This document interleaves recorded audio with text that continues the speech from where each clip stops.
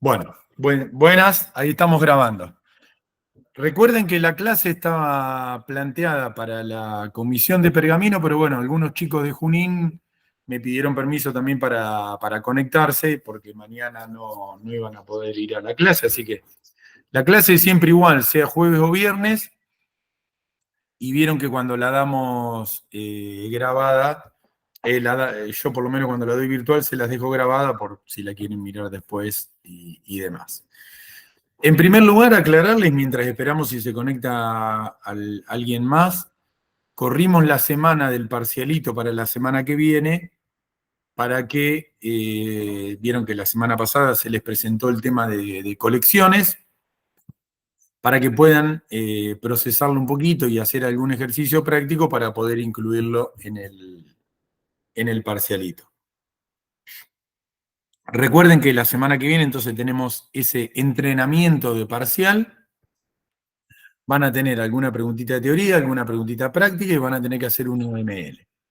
La idea que nos viene resultando muy bien todos los años es hacer este trabajo durante fin de abril, principio de mayo, y lo que pretendemos es que ustedes tengan idea cómo va a ser el parcial y el premio, digamos, o la recompensa por presentarse a realizar el examen es, para el que lo aprueba, en el parcial va a tener 2 ejercicios menos de teoría para realizar. Y el que se presente a realizarlo y salga mal, va a tener un ejercicio menos para realizar en el parcial, que vamos a tener durante junio. Así que, digamos, no hay ninguna excusa para no presentarse. La idea es entrenar, ver si me alcanza el tiempo, ver si me organizo bien y ver qué contenido necesito repasar. ¿Sí? Siempre tengan en cuenta, otra cosa que queríamos aclarar con Luciana y con los chicos de la práctica, que los parciales, ustedes ya tienen la fecha cargada en la plataforma, el que apruebe el primer parcial a principios de junio ya va a tener la cursada aprobada. Pero siempre recomendamos que continúen con la práctica, asistiendo y demás, primero porque esos temas entran en el final y segundo porque los temas van a continuar en el segundo cuatrimestre. Entonces, por más que aprueben el parcial, hacer esa continuidad con la práctica, ¿sí? Quien antes apruebe el parcial, menos contenidos va a tener, porque la última fecha del parcial, como ya se vieron algunos ejercicios más de práctica, va a ir incorporando esa parte.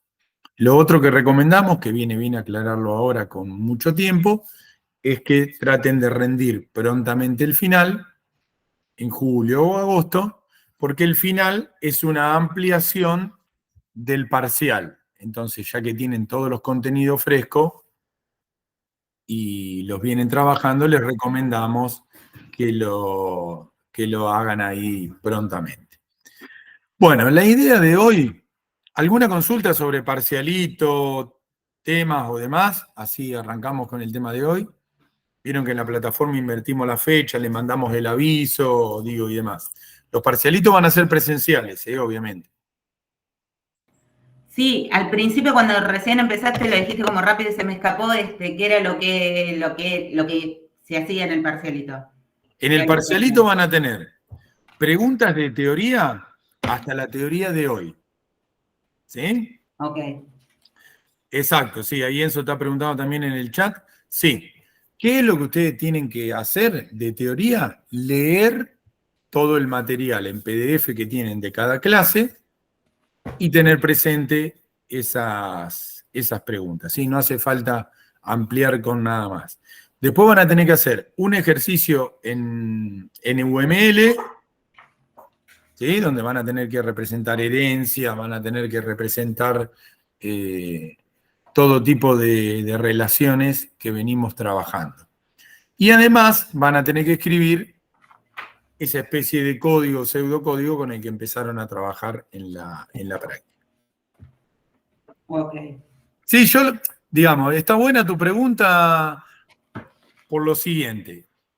Repito lo mismo, es un entrenamiento. Ustedes lo que tienen que tratar es, cuando vengan a hacerlo, van a tener entre 1 hora y media y 2 horas, depende cuántos ejercicios pongamos. Entonces, lo que ustedes tienen que tratar es de testearse ustedes mismos, ¿sí? De ver si el tiempo que les lleve a hacer el parcialito alcanza para el tiempo que les demos. Generalmente se van a perder mucho tiempo en el UML, ¿sí? Entonces, traten de probar esa parte y ahí se van a dar cuenta si tienen que practicar más o tienen que acelerar el tiempo para cuando sea el parcial en junio. Y después ver el tema de las flechas.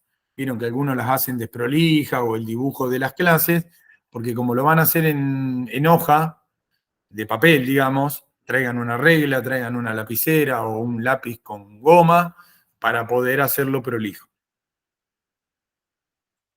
Pero bueno, es una buena práctica y aparte ya van a ver cómo redactamos los enunciados y demás. ¿Alguien más que quiera preguntar algo? Siempre es un buen entrenamiento y piensen que el parcial es un parcialito ampliado y el final es un parcial ampliado. ¿Sí? La teoría la van a tener que leer siempre. Y siempre van a tener en cualquiera de las 3 instancias un examen. Perdón, un examen. Preguntas de teoría. ¿Sí? Así que ahí quédense tranquilos. Recuerden lo que preguntaron en el chat que preguntó Enzo. El tema de hoy, que es patrones, entra en el parcial. Bueno, ustedes vieron la semana pasada colecciones, que podemos decir que las colecciones son opciones para ampliar el funcionamiento del tradicional array o vector que vieron en primer año. Las colecciones amplían la forma de almacenar un montón de objetos con mayor o menor funcionalidad. ¿Sí? Eso es básicamente una colección. Un almacenador de objetos en la memoria. ¿Sí? Suele estar ese almacenamiento dado entre la base de datos y el programa que está corriendo en memoria. ¿Tá? Bien, ahora vamos a agregar un tema que en este cuatrimestre va a ser muy teórico, pero en el cuatrimestre que viene se va a convertir en un tema práctico de aplicación del patrón. Ustedes dirán, ¿de qué estamos hablando? Palabra rara, 5 palabras en inglés. La idea es que ustedes aprendan qué son los patrones de diseño y cuál es la ventaja que me aportan. ¿Habían escuchado hablar en algún momento, si alguien se adelantó, leyó más o algo, del tema patrones en la programación orientada a objetos?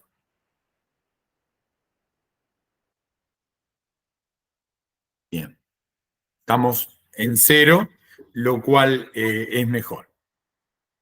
Esos 5 nombres en inglés son los patrones que vamos a aprender durante la materia. La programación orientada a objetos, cuando se refiere al diseño, cuando hablamos de diseño hablamos de armar el diagrama de clases en UML, las cajitas con las flechas. Ante cada ejercicio tenemos un montón de dudas o un montón de ideas o un montón de alternativas para poder generar una solución. Siempre piensen, yo tengo un enunciado, tengo que armar el diagrama UML o el diagrama de clases asociado. Entonces ahí aparece el patrón que lo que pretende hacer es, como dice acá, se lo voy marcando, ser un asesor. Es decir, tengo un problema, tengo una solución. Se me ocurre una solución.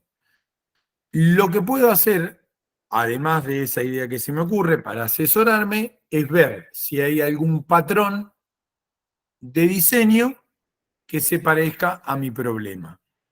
Y ahí entonces digo, tengo este problema, tengo este patrón que me sugiere una solución, Entre las dos cosas voy a armar mi diagrama UML.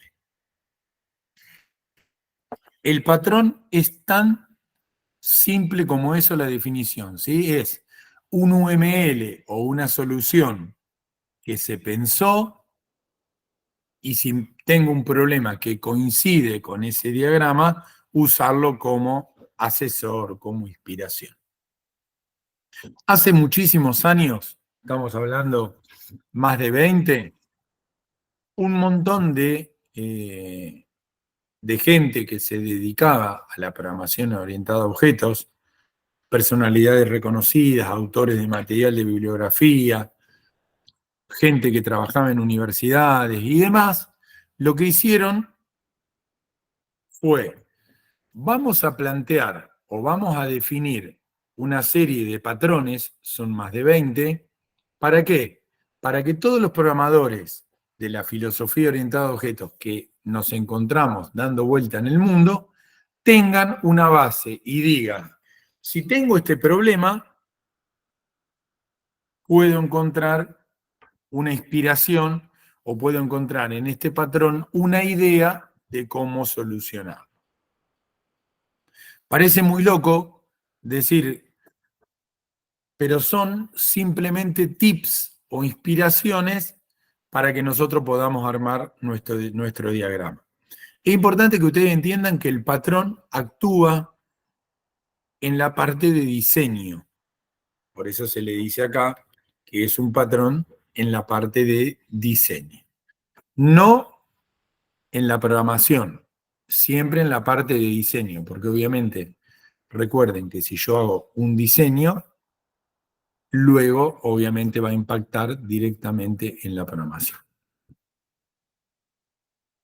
Estos patrones los que buscan es generar soluciones comunes para que nosotros, si tenemos varias veces el mismo problema en distintas aplicaciones, la solucionamos de la misma manera y obviamente permite reutilizar código o reutilizar soluciones que ya fueron programadas o implementadas. Obviamente ustedes dirán, ¿cubre todo lo que hay? Para nada.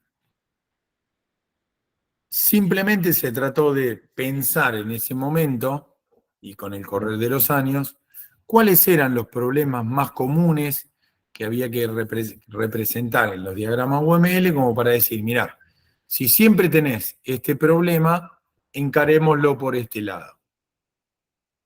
Es como si uno dijera que estudia arquitectura, ¿sí? Y a vos te dicen, qué sé yo, mirá, una casa determinada para construirla tiene que estar mirando al sol, determinadas ventanas, a donde sale el sol, ocultar la parte de determinadas ventanas para la tarde donde sufren más calor, utilizar estos ladrillos si hace frío, o utilizar estos ladrillos si la casa es una zona cálida, utilizar este techo si la casa va a estar en donde nieva, y utilizar este techo si la casa va a estar, aquello, en Misiones, donde todo el año hace 50 grados de calor, ¿sí? Es como definir determinadas reglas para que uno, cuando tiene que construir esa casa, agarre y dice, che, tengo que hacer una casa en un terreno, en un lugar súper caluroso y determinadas características. A ver, vamos a leer el manual. Leí el manual y te inspiras en esa solución. Es simplemente inspiración. Pero las empresas han tomado la idea de inspirarse en esos patrones y poder generar soluciones basadas en estas soluciones comunes, ¿para qué? Para poder tener un código bastante organizado, bastante prolijo, y además, hoy en día, que todas las empresas tienen el problema permanente de rotación de gente, de que los programadores están un tiempo y se van a otra empresa, y viene otro y está un tiempo y se vuelve a ir, uno lo que trata de hacer es que los software y el diseño del software esté bastante organizado y bastante guiado por patrones y otras soluciones que ya van a aprender. ¿Para qué? Para el programador que llega nuevo, rápidamente pueda entender la aplicación y pueda entender el código, ¿sí? Lo que se busca es generar una especie de estandarización para ser prolijos y para que esa rotación permanente de recursos sea lo más prolija posible. Ahora cuando veamos el primer patrón, que yo les planteé un problema, van a poder darse cuenta de qué estamos hablando. Insisto y repito, por ahora tómenlo como un tema teórico. ¿Qué quiero decir? Ustedes piensen en un problema y en una solución basada en un diagrama UML y demás. Todavía no es momento de ponerse a pensar cómo voy a programarlo. Déjenlo para un tiempito más adelante. Así nosotros podemos ir entendiendo los patrones, podemos ir comprendiéndolos y más adelante los vamos a programar. Yo les dije que había aproximadamente más de 20, pero en la materia, en este cuatrimestre, solamente vamos a aprender estos 5 patrones. ¿Por qué nos enfocamos en estos? Porque suelen ser los patrones más utilizados o más fáciles de llevar a la práctica en los ejercicios que vamos a hacer. El cuatrimestre que viene vamos a tener que aprender los 20 patrones. Y por ahora lo único que tienen que aprender es la definición de cada uno. Entonces, profundizando un poquito más, toda vez que tengamos que hacer un UML, tenemos que tener un patrón asociado para buscar. No, solo hay patrones para determinados casos. ¿Qué características tienen los patrones estos que vamos a ver? Sí o sí tienen que solucionar un problema reiterativo. Cuando decimos eso es, sí o sí tienen que solucionar problemas frecuentes de programación. Nadie va a inventar un patrón para un caso que se produce una sola vez en un universo de miles y miles de programadores. Esta solución llegó a ser un patrón porque se probó en montones de sistemas que están funcionando y que fueron hechos por un montón de gente distinta, que la solución fue buena, que dio buen resultado. La solución no es obvia, quiere decir, digamos, que no es algo que, esta pavada me venía a explicar y demás, ¿sí? Y lo que hace es tratar de identificar, cuando decimos participantes y relaciones, son las clases y las flechas que las unen. Esto es lo que se van a encontrar en la parte de teoría y un montón más de ejemplos como definición formal de patrón. Es muy probable que nosotros le digamos qué entendés por patrón o qué es un patrón de diseño en objetos. La idea es que nos puedan contar con las palabras de ustedes qué sería, ¿sí? Una solución a un problema que se repite muchas veces en el mundo de la programación y que esa solución nos inspire a encontrar el diagrama UML correcto. Siempre se dice que es una inspiración porque ningún patrón vas a poder copiarlo, pegarlo y ya está, terminé. Vas a poder guiarte, vas a poder copiarlo y pegarlo, pero después tenés que darle toda la personalización que necesita para que se adapte a su problema. Siempre yo lo comparo con una casa y con la construcción de una casa. Un arquitecto tiene un montón de guías, de opciones, como yo les decía, de si nieva, que el techo sea en B y no sea plano. Digo, hay un montón de reglas que uno sigue para no fracasar, pero después, ¿cómo todo eso lo vuelco en el plano de una casa, está la habilidad del arquitecto. ¿Cómo nosotros metemos ese patrón en mi UML? Está la habilidad nuestra como programadores. Esta es un poquito la cantidad de patrones que hay y que nos vamos a encontrar. Y vamos a encontrar tres columnas. Hay patrones que se refieren a la creación de objetos, al momento de generar la instancia, de hacer el new. Hay patrones que en la columna del medio se denominan estructurales, se refieren a la forma de organizar los métodos y las clases. Y la última columna se refieren a comportamiento, son patrones que ya se enfocan en la relación entre los objetos y cómo se va a comportar un objeto relacionado con el otro, ¿sí? Cómo guardo objetos adentro del otro objeto y demás características. Pero digamos, las tres categorías son de creación, de estructura y de comportamiento. Ya los vamos a ir viendo de a poquito. Primer patrón que vamos a ver hoy. Esperen que voy a checar esto. Aquí entre. Ahí está. Perdón la tos, pero ando con la garganta arruinada. Patrón, observe. Primer detalle para aprender o relacionar mentalmente un patrón con lo que hace es el nombre en inglés. Pensar qué significa esa palabra, ¿sí? En este caso lo asociamos con el dibujito y decimos, este patrón, sin tener más guía que el nombre, lo que va a tratar de reflejar es cuando tenemos un objeto o una clase vigilando el comportamiento de la otra, o sea, observando el comportamiento. Por eso tenemos una persona con los binoculares mirando a la otra. Se trata de observación.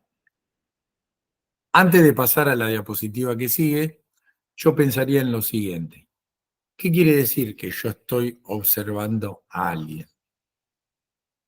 En cualquier ámbito que yo lo quiera aplicar. Ese dibujito me está diciendo que el de rojo está vigilando al otro objeto o a la otra clase. ¿Y qué es para qué la vigila? Para que cuando el otro elemento haga algo, ¿el qué hace? Se quiere enterar y lo anotará o llamará por teléfono y dirá, che, el hombre que estoy vigilando se movió, se está yendo para otro lado o algo. Este patrón trata de representar cuando una clase está vigilando a la otra y cuando esa clase que es vigilada tiene un cambio, yo me quiero enterar. Estoy haciendo la introducción teórica, digamos. Vamos a un ejemplo más práctico. Imagínense que el objeto observado es el redondelito que está abajo, donde A vale 50, B vale 30 y C vale 20. Y los observadores, los que están con el binocular, son tres páginas distintas. Son esas tres páginas que están ahí mediante flechas interactuando con el círculo. Y cada página, ¿qué hace? Se fija cuánto vale A, B y C y lo muestra. Una lo muestra en formato de grilla, otra en formato de columna y otra en formato del gráfico de torta.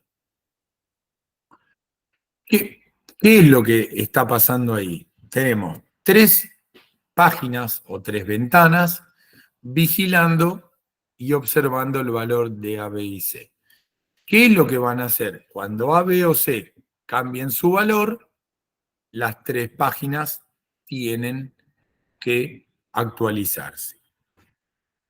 Piénsenlo de forma teórica.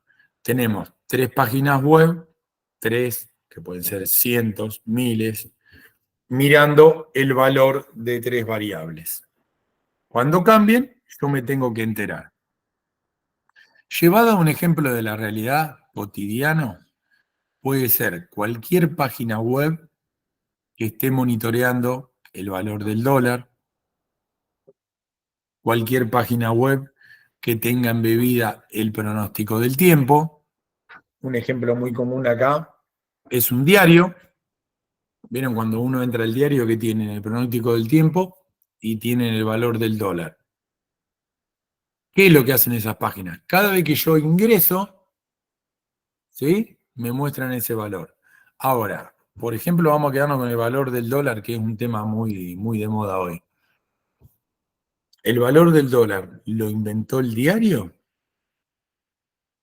No. El valor del dólar está siendo consultado a una única página donde consultan todos los diarios y montones de páginas web que muestran el valor del dólar. Podría ser el Banco Central o demás. Lo mismo con el pronóstico del tiempo. Cada vez que yo entro a una página y me muestra la temperatura o el pronóstico, ¿a dónde lo está yendo a buscar? A una página de un meteorológico. ¿Sí? Entonces, ¿qué es lo que están haciendo esas páginas? Esperen que me pareció que alguien quería entrar. No, ahí está. Ahí está. ¿Qué es lo que está haciendo esa página? Lo que está haciendo es observando el valor del dólar y el valor del tiempo, por ejemplo, para que cuando cambie, la página se actualice. Ese problema es el que trata de resolver el patrón observer. ¿Cómo hacemos cuando estamos pendientes de un valor y enterarnos cuando ese valor cambia? Si lo quieren llevar al celular, podrían aplicarlo con cualquier app que tengan en el teléfono. ¿Cómo hace para enterarse cuando hay algo para mí? Por ejemplo, puede ser el WhatsApp o puede ser una red social, el Instagram, lo que tengan en el celu. ¿Cómo hace para enterarse cuando alguien me escribió? Para que me llegue la notificación en la parte de arriba del celular. Sea el ejemplo del dólar, del tiempo o de mi celular interactuando con una red social, tenemos que deducir que no podemos estar permanentemente preguntándole, che cambiaste, che cambiaste, che cambiaste. En el caso de mi celu, no puede estar todo el tiempo diciéndole a Instagram o a WhatsApp, che, alguien me escribió, alguien me mencionó, alguien me dio un like. ¿Por qué no se puede? Porque estaríamos saturando al servidor. Piensen en el valor del dólar. Estaríamos saturando a la página que tiene valor del dólar. Piensen en WhatsApp o en Instagram. Si cada uno de los millones de usuarios, su teléfono le estaría diciendo, hay algo, hay algo, hay algo, hay algo, primero destruimos al servidor y segundo me gasto todos los datos del teléfono. ¿No es así ¿Sí? como funcionan los ataques de DOS? ¿Cómo, Nazareno? Repetímelo. ¿No es así como funcionan los ataques de DOS a servidores? Claro, exactamente, exactamente. Sí, si todo lo llenáramos de requerimientos, lo volteamos. Sí, lo que hacen esos ataques es eso, generan tiqui, tiqui, tiqui, tiqui, tiqui, hasta que lo voltean. ¿Sí? Los de denegación de servicio. Pero en este caso, el patrón lo que te plantea es eso. Che, vos te querés enterar si algo pasa, pero no podés estar todo el tiempo preguntándole. Por eso un ejemplo muy bueno de esto es el dólar, el tiempo o nuestro celular. ¿Cómo hacemos nosotros para enterarnos cuando alguien nos escribe por WhatsApp? Vamos a pensar en lo más común. Yo le quiero mandar un mensaje a un amigo en WhatsApp. Yo se lo envío al servidor de WhatsApp, el servidor de WhatsApp lo toma y te lo manda a tu celular o a tu computadora si lo tenés web. Y te dice, che, toma, tenés este mensaje para vos. Entonces, solamente es el servidor el que me avisa, che, tengo esto para vos. Entonces se minimiza el envío de información y esa consulta que yo le querría hacer todo el tiempo a WhatsApp, cuando tengo el teléfono arriba de la mesita de luz, me escribieron, lo cual, como dijo Nazareno, voltearía el servidor. Entonces el patrón te propone eso. Che, ¿por qué no hacemos al revés? Que es lo que hace WhatsApp y es lo que hace todo el mundo. Cuando cambie, yo te aviso. Cuando el dólar cambie, yo te aviso. Cuando el tiempo cambie, yo te aviso. Cuando te llega un WhatsApp, yo te lo mando. Cuando alguien te dé un like en Instagram, yo te aviso. Yo te notifico. ¿Sí? Por eso el servicio se llama notificación, porque alguien me avisa. Bien, todo muy lindo. ¿Cómo represento esa mecánica en un diagrama UML? Es la siguiente pregunta. Pero ¿se entiende el problema y cuál es la solución que propone el patrón? Sí, sí. Bien, lo más importante que ustedes se tienen que quedar ahora es con la idea. ¿Me tengo que enterar un cambio? El patrón me dice, no me preguntes más. Cuando yo cambie, te voy a avisar. Tan simple como eso. El patrón dice, tenemos que implementarlo de esta manera. ¿Por qué? Porque está probado en miles de situaciones desde hace 20 años que tiene que funcionar así, porque si no, lo uso Nazareno otra vez con la pregunta, me haces un ataque de DNS y me destruís. Porque me preguntás todo el tiempo y no me dejás tranquilo. Este es el diagrama UML del patrón. Esta sería la solución. Y acá, cuando ustedes, después en el PDF más ampliado que van a tener en la plataforma, lo ven, es cuando no tienen que desesperarse. ¿Qué es lo que me propone el patrón como solución? La clase subject, ¿sí? Es la clase que tiene... ¿Cómo tengo la garganta? Perdón. Es la clase que tiene el elemento que va a cambiar. El valor del dólar o el WhatsApp. Y tiene una lista, esa flecha que va para la derecha, es una lista de elementos observados a los que le tiene que avisar cuando cambia. ¿Sí? Los elementos que se tienen que enterar cuando cambian son los que están debajo de la clase observer.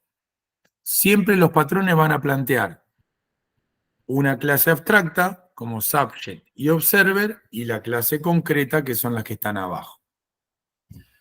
¿Por qué va esa flecha para la derecha? Porque lo que dice el patrón, después van a ver cuando lo implementemos, dice, el patrón tiene que tener un método que sea attach y detach, un método que sea incorporo a alguien para notificar o lo doy de baja. Y el método notificar lo que hace, ese notify que tienen del lado izquierdo, es recorre el vector de gente a la que le tiene que avisar y le manda la notificación.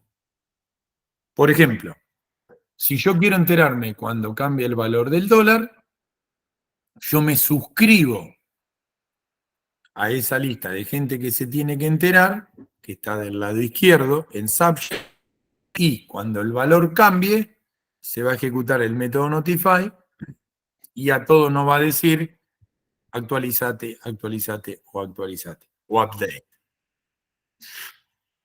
En el caso del WhatsApp, si lo quieren usar para continuar la misma línea, cada vez que yo instalo WhatsApp, WhatsApp hace una conexión, vieron, con el celular, con el chip y con el email, y me registra. Y de esa forma me puede informar. Entonces yo estoy registrado en el servidor de WhatsApp. Y además, cada vez que integro un grupo de WhatsApp, también me incorpora. Entonces, cuando llega un mensaje, por ejemplo, a un grupo de WhatsApp del que yo formo parte, a todos los integrantes del grupo les manda una notificación con el mensaje nuevo. Eso obviamente en tiempo real son miles de millones de mensajes al mismo tiempo, ¿sí? Pero digamos, lo que el patrón dice es, vos sos el observer, el que se quiere enterar, el que está del lado derecho, bueno, suscríbete a la lista de objetos del subject, del que cambia, y el que cambia te va a avisar.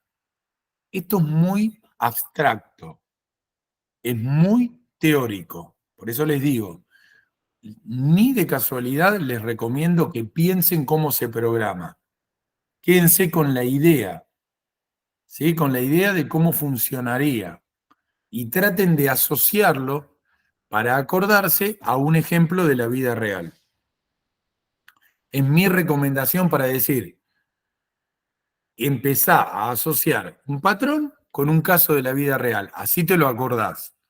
Y ahí, cuando yo te pregunte en el parcialito o en el parcial o en el final, ¿cómo funciona el patrón observer? Vos me puedas contar con tus palabras.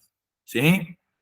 Después esas palabras de a poco te vas a ir acostumbrando, te vas a ir aprendiendo cómo sería el formato del UML. El día de mañana lo vamos a aplicar a algún problema nuestro concreto y más adelante, en el cuatrimestre que viene, lo vamos a programar.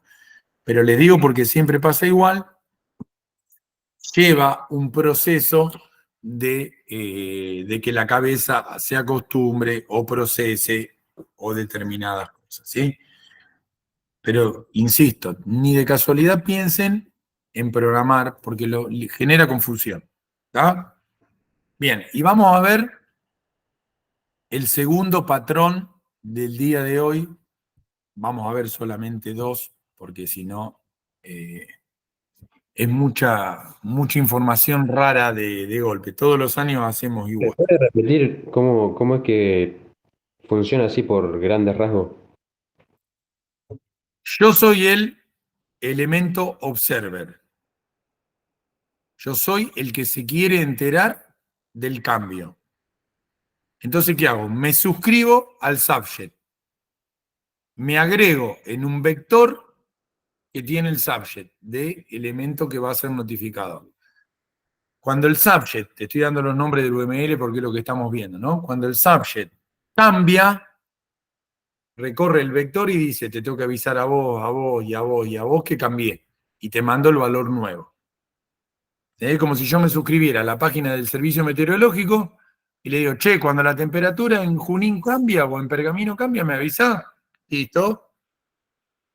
El servicio meteorológico cada 1 hora, cada 2 horas, no sé, toma la temperatura y si cambió, le avisa a todos los que tiene suscripto. Le avisa el subject con el método notify al vector de gente suscripta que tiene que cambiar su valor.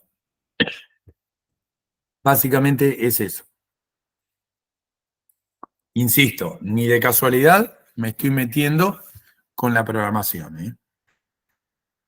O sea, nosotros cuando tengamos que explicar esto, lo explicamos así con nuestras palabras, eso que dijo usted recién. No nos metemos con el concrete subject y todo eso que hay ahí No, aparte. con el diagrama UML todavía no, pero de a Sí. poquito lo tienen que ir mirando. ¿Sí? De a Pasa que no poquito. entiendo cómo se manejan las flechas y el observer no sale ninguna flecha del observer, por eso. No, por lo que te dije yo recién, porque si la fecha fuera para allá, es que vos todo el tiempo le estás preguntando si cambió. Claro. ¿Me entendés? Por El eso la update flecha sería- viene para este lado, porque cuando el que a vos te interesa cambie, él te avisa. Esa es la lógica. Sí. Por eso la El- flecha va para ese lado, ¿sí? Es lo que yo le dije a ustedes recién con WhatsApp. Vos tu teléfono no le está preguntando todo el tiempo WhatsApp, alguien me escribió, alguien me escribió. Tu teléfono está en espera. Cuando alguien te manda un WhatsApp, el servidor de WhatsApp te dice, che, esto es para vos. Es O esa sea, para allá. el observer, el método que tiene el update, pero se actualiza solamente cuando el subject hace el set. Se actualiza solamente cuando el subject ejecuta el método notify. Listo. Es medio raro, por eso te digo, dejen que la cabeza procese, ¿sí? Pero el ejemplo del WhatsApp me gusta mucho a mí para que ustedes entiendan que nuestro teléfono no está todo el tiempo preguntándole si alguien me escribió. Es el subject el que me dice, che, te llegó esto. Lo Obvio mismo que hacen las páginas esas que tienen un gráfico de un precio en tiempo real. y sí, porque si no, vos imaginate que si todas las páginas le estuvieran preguntando el valor del dólar al Banco Central, sería un caos. Le volteamos la página. Ni hablar de WhatsApp o de Instagram o algo. Si los millones de celulares le estarían preguntando, ¿hay algo para mí? Chao, se apagó, se cayó. ¿Listo? Pero, digo, dejar que la cabeza trabaje con la idea. Vas a ver que el sábado vas a tener un montón de dudas más, digo, cuando esté con Nelson, digo, porque la cabeza va elaborando y decir, y te va a generar más curiosidad, y ahí ya vas a querer aplicarlo a un ejemplo nuestro. De a poquito vamos a ir transitando ese camino. Y esto es acuérdense, el patrón es una inspiración, una idea. Cuando vos esto lo metas en tu diagrama, las clases estas que se llaman Subject y Observer le vas a poner tu nombre, al método Notify le vas a poner tu nombre, le vas a dar tu funcionamiento. Es eso, ¿sí? Simplemente, ¿qué idea te tira el patrón? Che, si vos querés enterarte que cuando alguien cambia, deja que él te avise, no le preguntes todo el tiempo. Esa es la idea del patrón. ¿Sí? Yo la estoy resumiendo a lo mínimo, ¿no? Pero bueno. Vamos a meternos en un segundo lío. Si necesitamos recorrer y saber cuál es el tamaño de un file system o, en el caso de que usen Windows, cuál es el tamaño de una carpeta y de un archivo. Vieron que este problema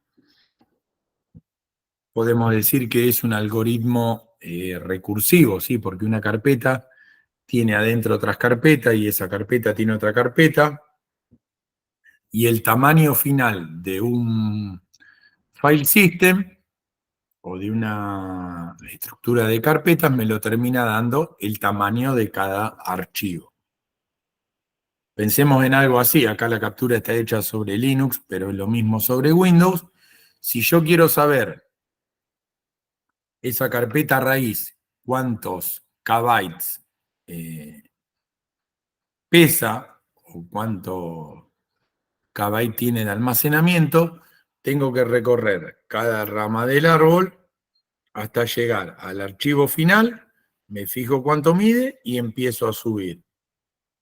¿Sí? Por ejemplo, acá agarraría primero la carpeta bin, cuánto mide el archivo tool, sube. Carpeta user, le sumo el archivo JPG Luciano, Matías, y vuelvo a subir. Y la última carpeta no tiene nada. Es como representar este patrón, como dice ahí el nombre que se alcanza a ver en la diapositiva. Lo que me va a enseñar es cómo representar o cómo implementar cuando tengo mezclado en un problema objetos simples y objetos compuestos.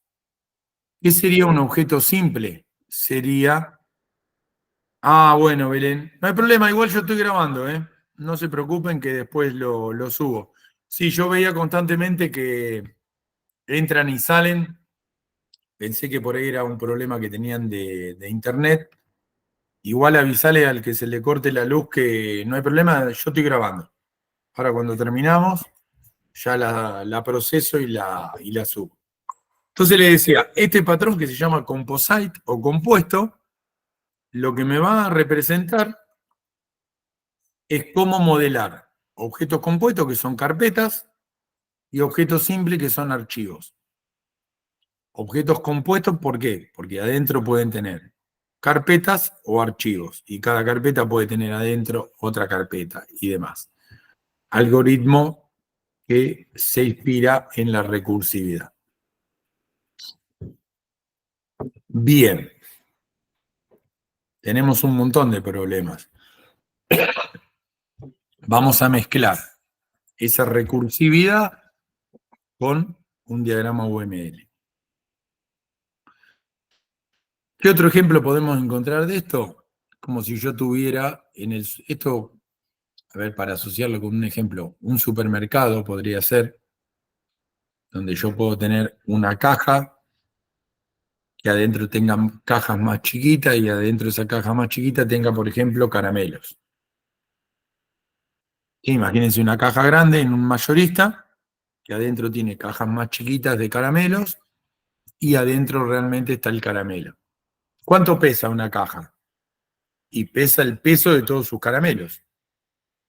¿Y la caja más grande cuánto pesa? El peso de las cajas que a su vez adentro tienen caramelos. Es recursividad. ¿Sí? Entonces, ¿cómo modelo esto? El patrón Composite me propone esta solución tan simple como tan compleja de muchas veces entender. Me propone una clase abstracta en la parte superior, que se llama nodo, en este ejemplo, ¿no? Y después me propone dos clases hijas. Una que se llama archivo y una que se llama directorio. Piensen en la estructura de carpetas de su computadora. ¿Cuánto pesa una estructura de directorios? Pesa lo que pesan los archivos, pero tengo que ir recorriendo cada uno de los directorios. Entonces, ¿por qué me encuentro con dos elementos? El archivo es el que realmente sabe cuál es su tamaño. Y el directorio, si ustedes se fijan, no tiene el atributo tamaño. Pero los dos tienen el método. ¿Sí? Y ese rombito, con la flecha que sale para arriba, lo que indica es que si me encuentro con un directorio, se compone, y por eso sube, de archivos o directorios. Y cada vez que encuentro un directorio, sube porque se compone de archivos o directorio, o está vacío. Ahí se está planteando en diagrama UML un algoritmo recursivo, ¿sí? ¿Cuándo termina esta recursividad? Cuando el directorio tiene adentro archivos. Pregunto el tamaño de ese archivo y empieza la vuelta de subida, ¿sí? Siempre acuérdense que un algoritmo recursivo lo que hace es, tiene que llegar al final y empieza a subir. Acá sería lo mismo. Cuando llego al último directorio, esa flechita para arriba representa que sumo los tamaños de los archivos y empiezo a volver. Recorriendo cada directorio para arriba, sumando el tamaño de los archivos. Súper raro de entender al principio, pero cuando de a poquito lo puedan procesar, se van a estar dando cuenta que este algoritmo plantea elementos simples, como el archivo, adentro de elementos compuestos, como el directorio, y a su vez necesita de un funcionamiento recursivo para poder hacer el cálculo. El método tamaño del directorio, lo único que va a hacer es recorre todos los archivos que tiene adentro y suma su tamaño. Por eso fíjense que el atributo tamaño está del lado izquierdo en la clase archivo. Porque el directorio no sabe qué tamaño tiene. Solamente sabe que su tamaño es la suma de cada uno de los archivos que tiene adentro. ¿Muy raro? ¿Cómo lo ven? Es recursivo.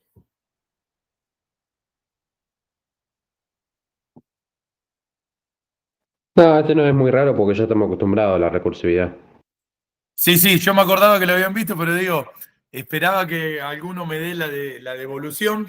Bueno, ustedes ya vieron recursividad. Esto lo que estamos haciendo es, esa lógica de recursividad, estamos aprendiendo en este patrón que se llama compuesto o composite, cómo graficamos la recursividad en UML. ¿Sí? Y lo que siempre se tienen que acordar, cada vez que utilicen este patrón es que el atributo tamaño, peso, precio, siempre lo tiene el elemento individual, el que está de allá. ¿Sí? En este caso el archivo. Y el compuesto no tiene el atributo con el dato que queremos averiguar. ¿Por qué no lo tiene? Porque se lo tiene que preguntar al individual. Ejercicio de esto podemos hacer para obtener el tamaño, puede ser el peso, como yo le decía, de caramelos, de alfajores, que están guardados en una caja. Se hace mucho ejercicio con peso, precio y determinadas características, donde el peso lo tiene el individual que está guardado en una caja. Es lo mismo que yo digo, ¿cuántos litros tiene un pack de gaseosa? La gaseosa va a estar de aquel lado, que va a decir 1,5 litros, 2 litros, lo que sea, y el pack, el que está de este lado, en lugar de directorio, con la flecha que sube. ¿Cuántos ejercicios hay de este tipo? 10 millones en la programación cotidiana. Cualquier elemento que se componga de cosas simples se modela así. Incluso puede ser un curso con alumnos. ¿Sí? Un curso es el compuesto, alumnos el individual. Y se modelan siempre de la misma manera.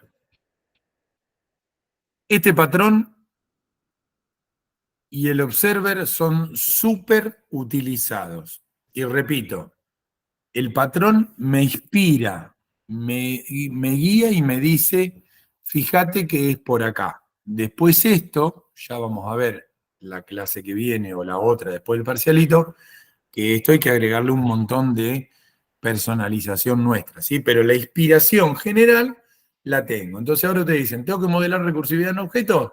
Fíjate el composite, tenés que hacer sí o sí la flecha esa con el rombo para arriba. Y siempre la clase padre, en este caso que se llama nodo, es una clase abstracta. ¿Sí? Yo nunca voy a tener un objeto de tipo nodo. O es archivo o es directorio. ¿Ah? Pero bueno, en principio son estos dos patrones.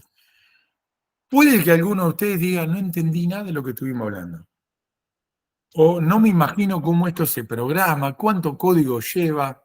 Repito, no se preocupen por la programación, porque ahí tenemos otro salto que hay que hacer para decir cómo programo esto en la realidad. ¿Sí? Así que por ahora nos quedamos con estos dos patrones.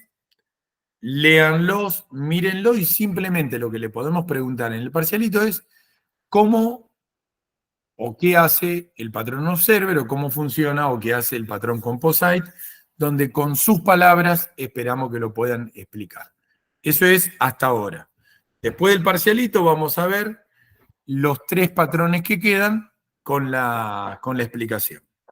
Y si alguno, como recién me avisaba Belén, si a alguno se le cortó la luz o algo, yo ahora en un ratito ya, cuando termino, que se genera el archivo de la grabación, ya se lo subo a la plataforma. Así que bueno, la semana que viene va a estar Luciana tomándole presencial a ustedes y yo voy a estar tomando presencial en Junín. Les pido que traten de ir, está bueno hacer la práctica, probar cuánto tiempo les lleva, ver cómo tomamos, cómo corregimos, así pueden hacer esa tarea, ¿sí? Y después, en 15 días, ya seguimos con la teoría que queda. Profe, Diga, ¿qué, qué significan las diferentes flechitas que están ahí? en realidad tenés una sola flecha que es la que sube, la otra es herencia. Ah, las flechas, o sea, esa que no tiene cuerpo es herencia. Claro, fíjate que archivo y directorio suben a esa flecha única, son clases hijas de nodo, Sí, ¿sí? Y la que va de directorio a nodo es que el directorio se compone de nodos. Ahí en realidad, si vos tuvieras que programar esto, directorio tiene un vector de nodos o un array claro. Pero el rombo, ¿qué significa? Que el vector. que se componen. que se compone de, a ver, a nivel de explicación con palabras se dice, el directorio se compone de archivos o directorios. Se compone, quiere decir el rombo, ¿sí? A Claro. nivel programación sería un vector con archivos o directorio, archivo, directorio, archivo, directorio. ¿Listo? Yo te lo digo a nivel programación para que lo asocies con algo, ¿me entendés? Digo, el directorio tiene adentro una lista de archivos o directorios. Pero lo único nuevo que tendríamos acá es el rombito vacío, que significa que se compone de. ¿Sí? Acuérdense que esto es básicamente la representación de un problema recursivo trasladado a un UML. Y aplica para cualquier ejemplo donde yo tenga algo compuesto y algo individual. Por eso les digo, una caja de alfajores y el alfajor. Un pack de gaseosa, la gaseosa. Porque imagínense que eso podría estar en un pallet y tendría un pallet con pack y cada pack tiene adentro realmente la gaseosa, digo. Siempre piensen en algo recursivo que cuando llega al final, abajo de todo. Cuando yo digo la gaseosa es de 1,5 litros y empiezo a sumar cuántos litros tengo. Muy abstracto. Acuérdense, los patrones son abstractos. ¿Sí? Hay que abstraerse de cómo se programa. Yo siempre digo lo mismo, cuando ustedes estén diseñando, la mejor forma de diseñar es olvidarse de cómo se programa. Después lo pensará el programador. En realidad son ustedes mismos, ¿no? No son instancias. ¿Cómo? No son instancias.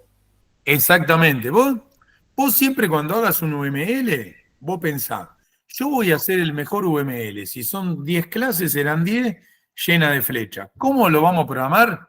Que se arregle el programador. Después ustedes se darán vuelta y dirán, bueno, el programador soy yo mismo. Bueno, ¿cómo programo este lío que yo mismo diseñé? Pero nunca diseñen pensando en el código, porque siempre se dice que lo que hace perjudica la capacidad de análisis, ¿sí?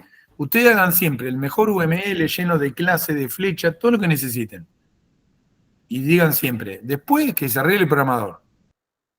Después cuando ustedes tienen que programarlo, se dan vuelta y reniegan. Pero siempre dejen esa libertad. Sí, después viene el programador y te dice, esto no se puede, lo otro no se puede, aquello no se puede, esto no. Mirá, siempre... O sea, después viene el momento en el que te querés gatillar, sí. Bueno, pero piénsenlo así. Siempre yo digo, nosotros tenemos que hacer lo mismo que se hace al construir una casa. ¿Cuántas veces han escuchado a sus padres, abuelos, familiares y digan, el arquitecto hizo un plano estrambólico y después el albañil, ¿cómo miércoles hace una pared redonda que se le ocurrió? Bueno, esto es más o menos lo mismo, ¿sí? Por eso yo siempre lo asocio con una casa. El arquitecto te hace un plano fantástico, qué sé yo, y después cuando llega el albañil te dice, che, ¿y esta pared redonda cómo la hago? ¿Esta arcada cómo la hago? ¿Entendés? Bueno, esto es lo mismo. Nosotros tenemos que hacer el mejor diseño.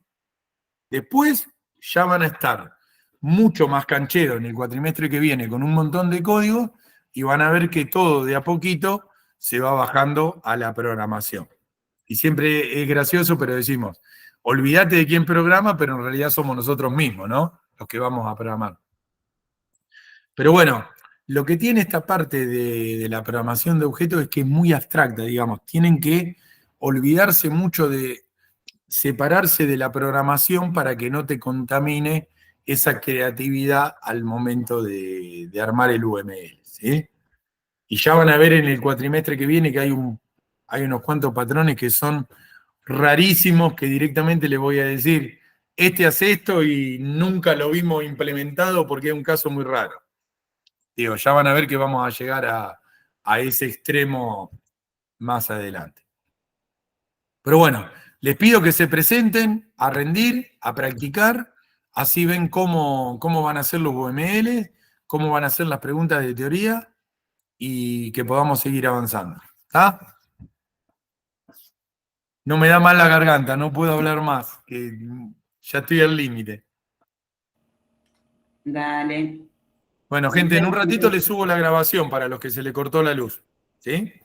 Listo, profe. Hasta luego. Bueno, gracias por participar, ¿eh? Y por preguntar.